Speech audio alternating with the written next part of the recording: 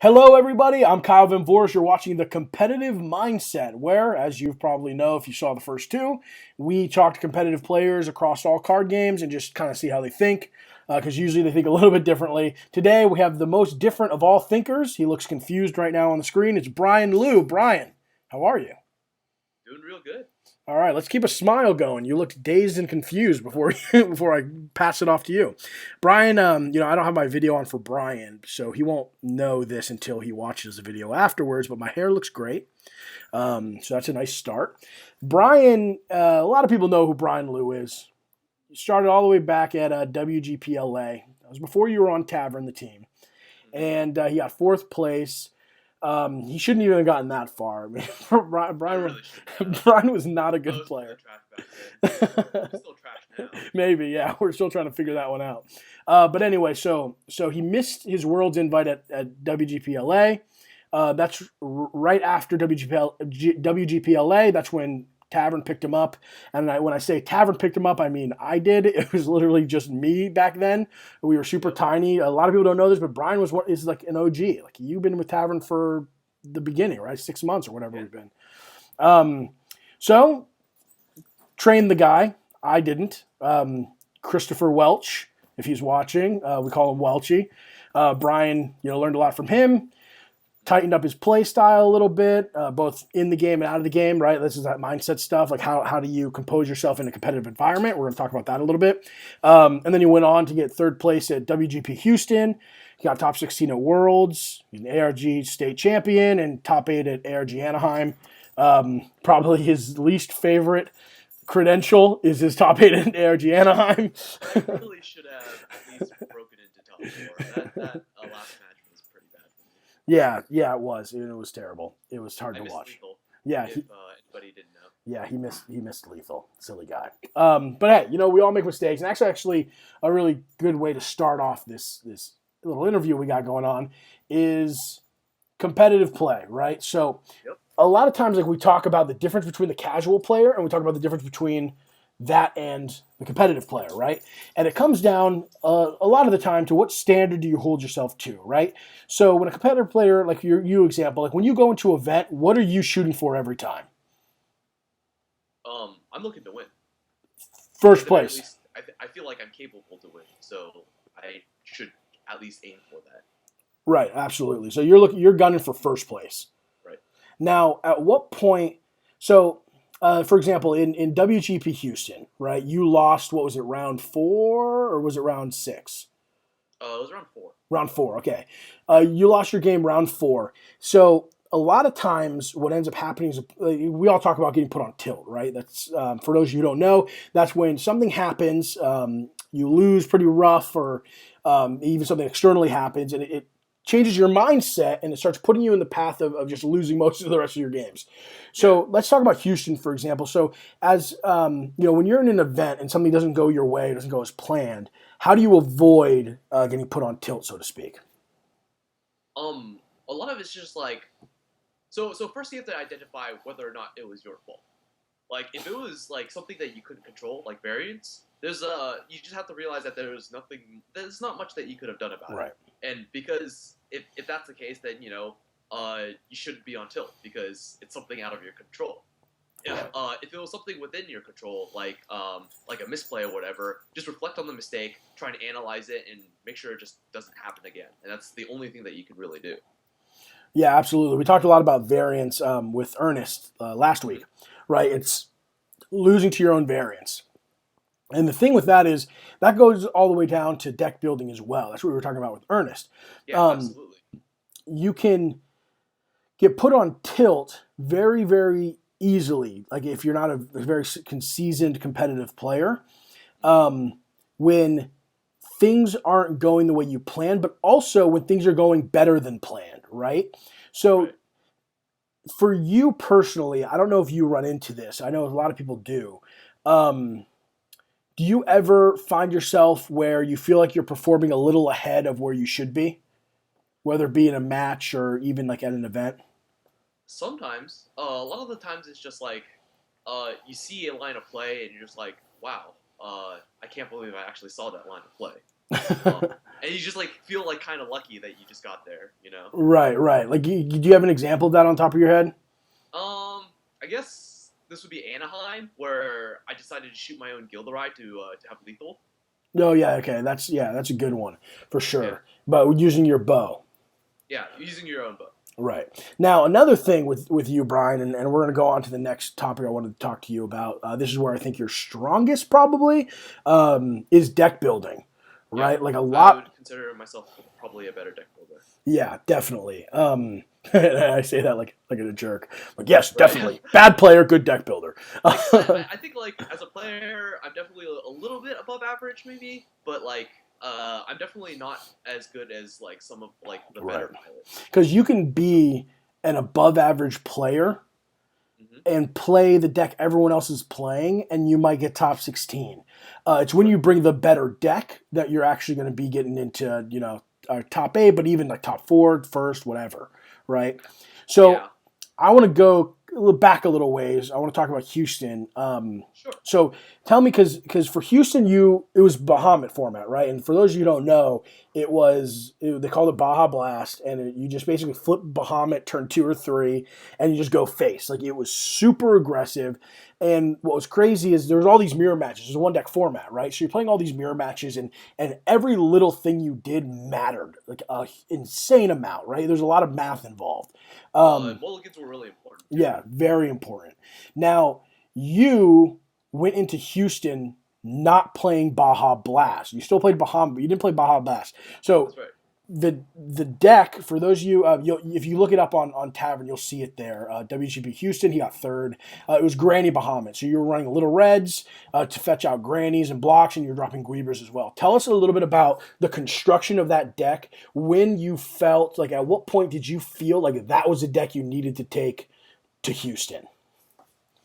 Okay, so we're gonna back up a little bit to when like I first like started building this deck. So Okay. we were testing Granny Grim. This was Elix and I back when Elix was on the team. We were testing, and I was playing with Granny Bahamut, and I found that anytime that I landed a little red, uh, he just had a really hard time in terms of the ground. Like he just couldn't get past like his Right. Lancelots, his Cthulhu's, couldn't get past the Grannies and the apples. You Right? you you, And you were playing Grim, you're saying, yeah, not Bahamut. At this point, you're playing Grim, and every time you felt really safe whenever you played Little Red and Fetch Granny. right. Right. And even safer when I played Little Red into Gueber. Although Gueber was a little vulnerable to Susano and still is. But that engine was just like really, really strong. And I was just like, this is really strong, but I don't feel like this is the right deck for this sort of engine. So Right. I was like, well, why don't we just smash the best deck with the best engine and see if it beats the best deck in the format? Right. And we ended up doing that. And the best part about the synergy is Gueber gets fetched by Bahamut, Right. which is really great. And Egg gets Little Red. Right. And Gwen works really well with Little Red and Granny. And just everything just like meshes really well Right. together. And it's a huge like ball of synergy. Right. And then what ended up happening is we smashed it up against Baja Blast, and at that point we just like we had this thing called the Bahamut test where we played every single game on the draw against Bahamut, Right. and what ended up happening was I was winning like 70% of the games on the draw, which was Insane. absolutely insane, Insane. like practically unheard of. So like our Bahamut matchup was like insanely good. Like I never lost on the play, and I almost always won on the draw, which was just literally unheard of. Right. Yeah, it was. It was crazy because because we were trying everything. When we were preparing for Houston, was Brian going to Worlds, right? It was a really big deal. It's my last chance. Too. Right. It was the last event of the season. It was the largest event of the entire season. And Tavern was so small back then. All we wanted to do was get Bryan Lue to Worlds. Like, we felt like that would be the biggest success on the planet. Brian, on Brian, the map, for sure. oh, definitely, yeah, absolutely. Right now, like, name a team that has a stronger lineup than Tavern. No team, right? And all that happened because you went to Worlds. I mean, you can literally chop it up to that. But that being said, so to us, it was very important. So, Brian, I mean, you worked super hard. So, this pivots me into my next topic I wanted to talk to you about is the idea of hard work and the link it has to results. So, at a certain point, a player gets good enough to where they don't have to work as hard. They should always test a lot, I think, before an event for sure. But there's a point to where like they start to understand how the game works, and they don't need it like you needed it for Houston.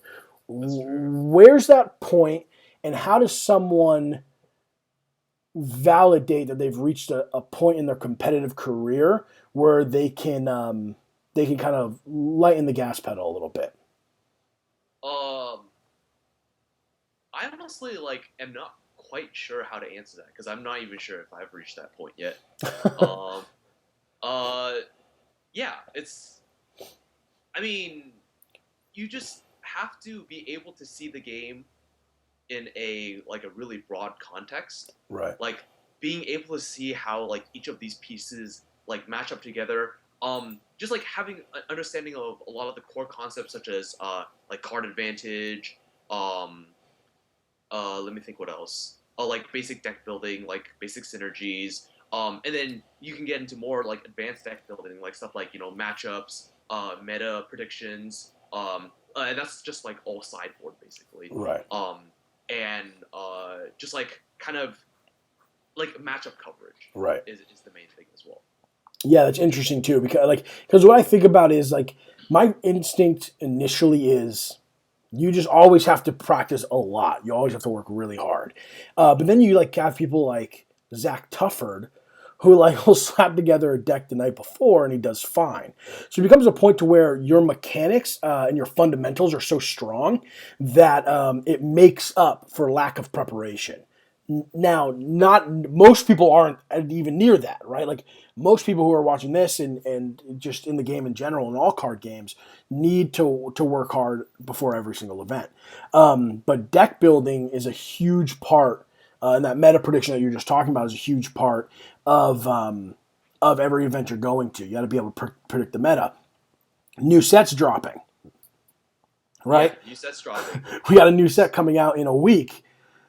Where do you start? Where do you begin? Because you at Worlds you were given a new set of cards as well, and you were working in a minimal or a limited format.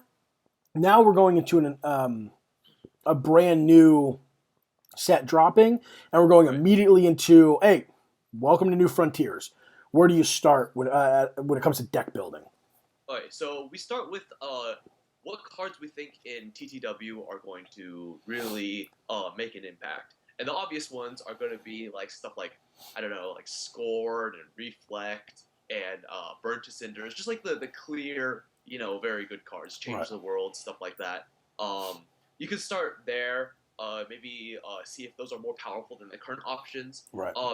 Also, so there's a couple things that you can do. First, you can take what already is the best deck or are the best decks, and then just update them with the new cards. So something I don't know, Vlad, the 20 stone that Vlad deck that Voyagin was playing. And another thing on that is I retract my statement of calling Vlad bad. After seeing Voyagin's list, it's actually got a really favorable matchup against Red Arla. And well, I just gotta admit when I'm wrong. Continuing on that, wait, whoa, hold the phone. That never happens. Everybody, I would like to take a moment of silence for the one time Bryan Lue, Bryan Lue has admitted he's wrong. One moment. I admit if I am wrong. Brian, you're talking. Wait, 1 second here. Just a moment of silence. That would be great. Thank you. Okay. Continue. Right. Or stuff trying to update the Arla list with something I don't know, Dark Machina or whatever to search out your bow more efficiently. Right. So just taking the old shells and then updating those and see if those play well. That's definitely one option. Another one is just to start with one of the newer archetypes and trying to build from there and seeing where you want to go. It's very hard to predict the meta because people will be wanting to play basically anything. Right. I can see a lot of people trying to break Reflect. I know a couple of people are trying to play Valentina.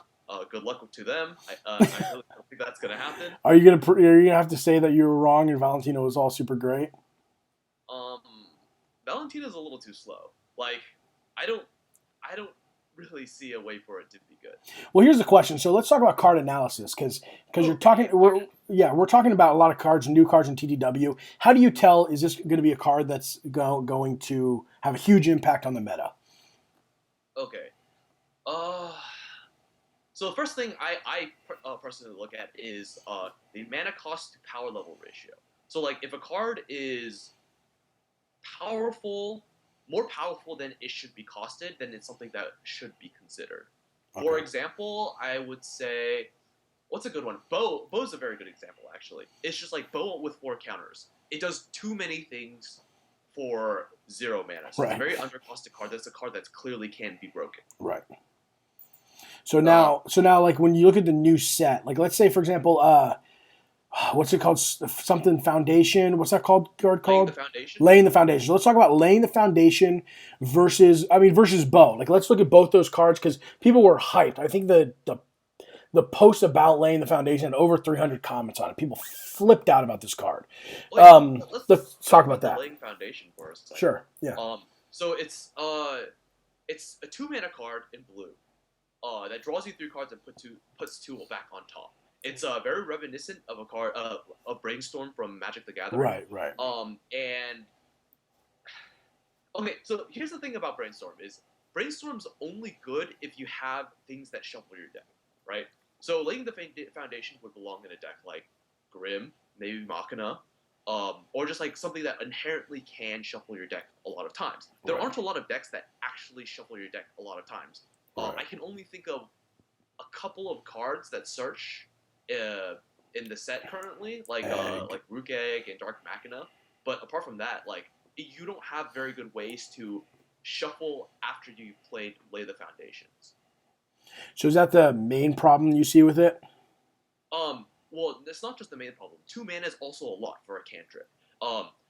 Cantrip being something that just basically replaces the card that has been played. So Laying the Foundation for 2 mana, you're only basically drawing 1 card.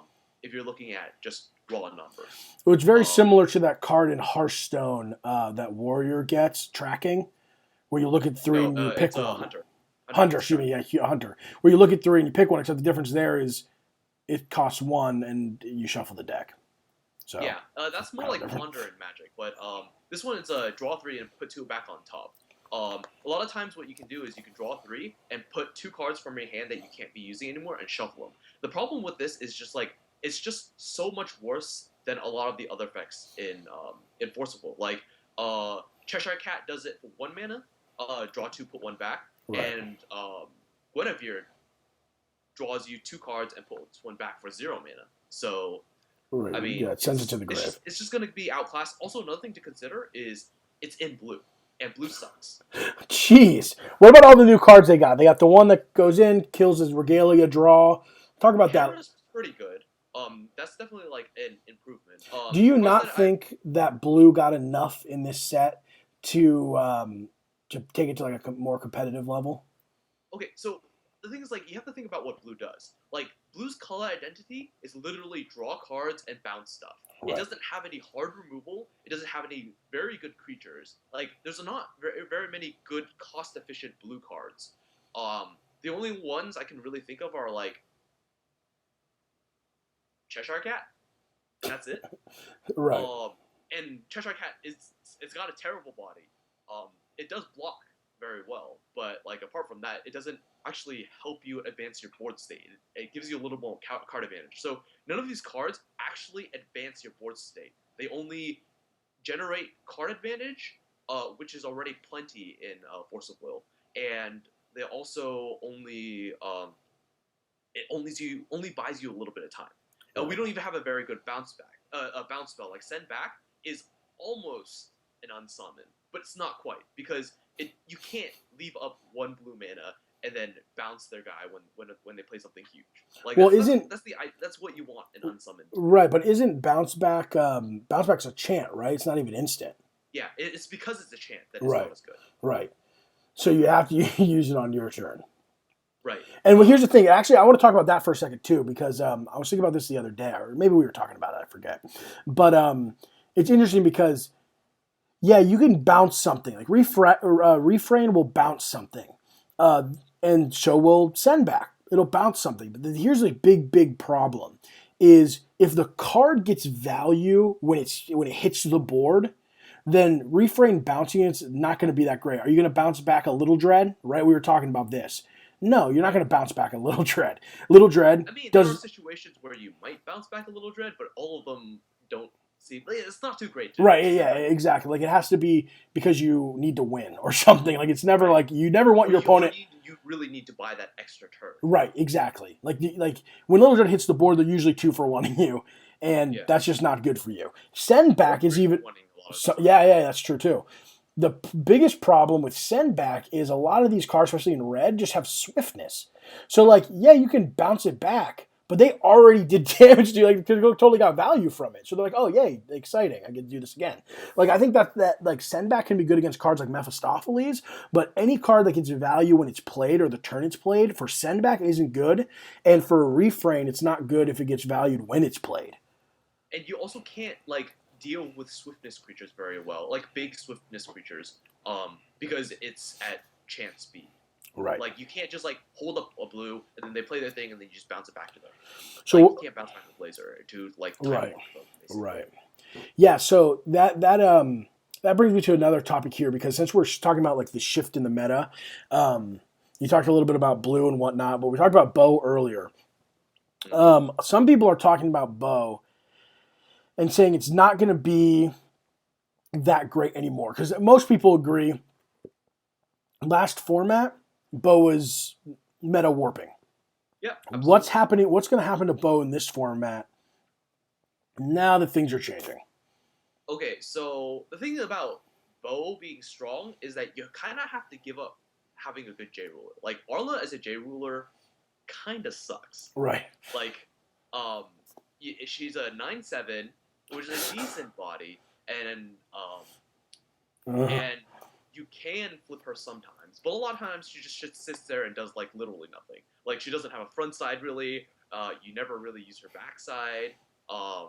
Like her God's Art is pretty useless. Her whenever she flips, she triggers an ability, and you shouldn't be playing Angels in that sort of deck anyways.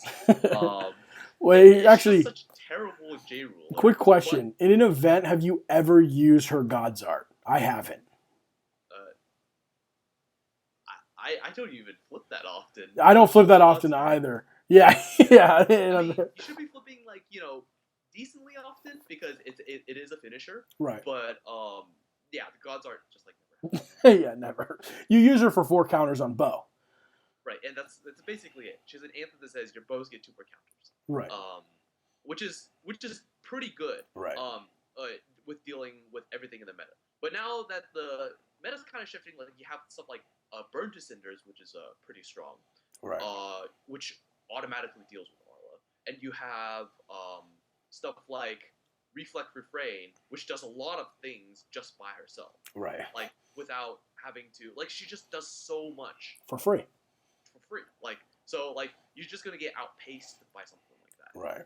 So I can definitely see like Arla being not as good in this new meta because just like, and also Arla has inherently a weak matchup against some control decks. Right. Still gets kind of it has a pretty bad matchup against Vlad. If you really wanted to make that Vlad matchup good, you can. But like currently with like the versions that I have aren't really prepared for Vlad. So right. You can have that sort of weakness. So here's the question then. We're going into a new format. Let's just talk prediction. Like, what do you think the top 3 decks are going to be ruler wise? Ruler wise. Like, if you're testing out a build, which one? What do you need to throw it against to verify it's good? I would throw it against some sort of aggressive red variant, so something like Bahamut or Sylvia or Melgus would be fine. Sylvia is the new hotness, so I can see a lot of people will just like want to play. Right. Yeah. But I mean, Bahamut and Melgus are still strong rulers, So yeah, and they just like work really well with Cthulhu and Egg and whatchamacallit, all the aggressive creatures like Lancelot and stuff like that. Right. So that's just like you'll just can't catch people's pants off guard if they just like aren't prepared for something like Right. that. Burnt Cinders will help mitigate something like Melgus, so flipping Melgus is not as great, but Melgus does has a front side as well. So and that's extremely relevant for just like pushing for the last points of damage. Yeah, definitely. And setting up some sort of inevitability against the control decks. Like if it's a reflect control deck, there's not much they can do about them just burning you out with Melgus. Right. It's a thing. It's definitely a thing. So then what about Vlad? Okay, Vlad is... So the thing's like, Vlad plays a little bit differently. Like, if you want to play an like aggressive Vlad deck, you might as well just play Melgus, because you just have the opportunity to just flip and, like, kill them. Right. You know? Yeah. So, there is that. But if you want to play, like, a slower Vlad build, I can see Vlad being pretty good. But, it just has the problem of just getting, like, getting pooped on by the red decks, and might not be able to compete with Reflect, is another issue. It's just like, your card quality is just going to be so much worse in Vlad, because you're just really draw dependent, whereas in Reflect, you can just like sculpt your hand and do a lot of really, really cool things. Yeah, that's true. Yeah, you definitely have a lot of like hand filtering. You just kind of pick what you want and Reflect. Kind of crazy. Right, so there's the red aggressive deck, not sure what it is, the Reflect deck, which will be a little bit, it might be a little bit weak to aggro. I actually haven't tested that matchup yet. It depends on what variant of Reflect you're playing. Like, some Reflect builds will be weaker against aggro. Some might not be. We'll have to see. And the thing is, like, Reflect is a very good control ruler. Right. Like, it does, like, once you get to a certain amount of counters and you have Reflect become Refrain, like, you can stop most everything. Like, creatures, you get a bounce back to their hand. Right. Like, normal spells, you can just straight counter them. And if you actually need another answer, you just search for another answer. Right. Like, it's really, really strong. So, like, that's going to be another deck. It's just going to be some sort of Reflect Refrain control deck. I could also see a variant of a Vlad, but, I mean, probably. And then I can also see a variant of some sort of like red-white good stuff deck with a just like more slanted towards red than anything else, splashing white for like principle. So like maybe like Orla for this format or something like that. I can see that being very strong as well. But red should be the main color. yeah, red's still good. Red got even better actually. Yeah, red did get it's even better for sure. Main card is that I think is going to be the standout card of this format is Burn to Cinders. That card does basically something that no other card does in this game, which is deal with J rulers by itself. Right. And it's just like more reasons to be in red. Like,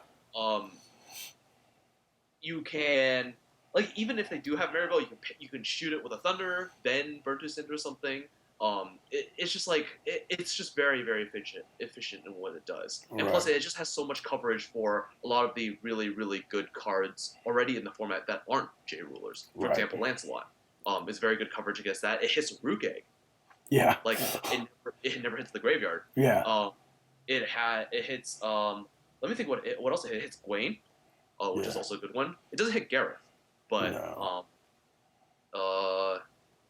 it's kind of hits Medusa, not really, but like it's just like it has a lot of coverage. Yeah, that's true. Yeah, so it's a very versatile card, and it's just a reason to be in some sort of red deck. Right. Yeah, no, you're definitely right. Red's still strong. I think I can see it replacing Flames, honestly. Yeah, could. I mean, Flames is still better getting rid of Guinevere, though, and that's the thing, right? Yeah, that is true. But the main thing is, like, Flames requires you to have a very heavy, like, 2-color commitment. Right, that's true, right. Whereas Burnt to Cinders, you play Redstones, you're done. Right. Yeah, exactly. Well, Bryan, we're reaching the end here. I appreciate your time. I know you're actually jumping over, you're doing Source of Will tonight, the podcast, as well. So you're like running the media press circuit. That's good. That's true. You're like a celeb today. Well, I mean, tavern mates live. They're a celebrity in my eyes. I get nervous when I talk to you. That's not true. All right, well, yeah, thanks for being on the show. I appreciate it. I mean, I just made you go on the show. I didn't ask. I just said you have to. So it's not like you did it out of the kindness of your heart. Yeah, no, it's fun. I always like talking to you. Anyway, so everybody remember to subscribe, like all of our stuff. Geez, Facebook, everything. We have an Instagram now. Big Instagram. I'm an Insta model now. That's right. A lot of selfies, and I look great. So go ahead and follow us on Instagram. Maybe Twitter. Like we do Twitter too a lot. We're all over the social media now. We're getting big. We're getting very big. So anyway, keep playing the Force of Will. Teach some new players how to play. Send them our way, and I don't know. We'll handle it from there. Anyway, Bryan, thank you. Everybody, we're out.